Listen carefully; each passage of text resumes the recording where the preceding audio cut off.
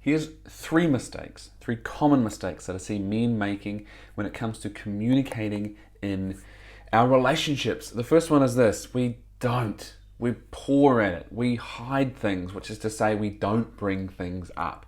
Now, one of the things that is very, very common for a lot of us men is that we haven't really learned how to communicate. From a younger age, we might have been hearing and witnessing and seeing and experiencing and having rammed down our throats that, sharing is letting people in, is potential weakness, is letting you open to weakness and being attacked and having your words used against you and so on, and we can stunt our emotional literacy.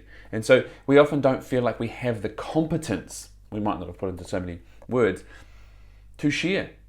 We have this huge fear of getting it wrong, of being in the wrong and not nailing it. So we shut it off. And we often ask this question: what's the point? What's the point in sharing that stuff? But when we ask that question, we don't often ask it when we're saying it like a statement that says, I don't see the point.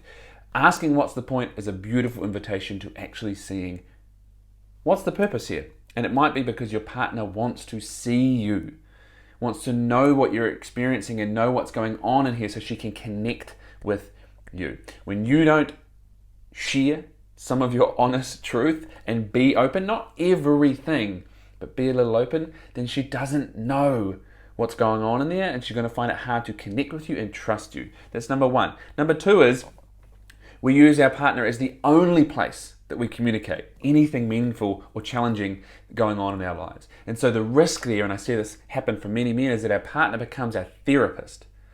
And whilst your partner might want you to open up, she doesn't want to be your therapist or your mother. So have spaces, potentially a therapist, men, friends, mates, mentors, coaches who you can talk with, share stuff with, ideate, make sense of things, just vent and empty and have, bounce back and be kept honest.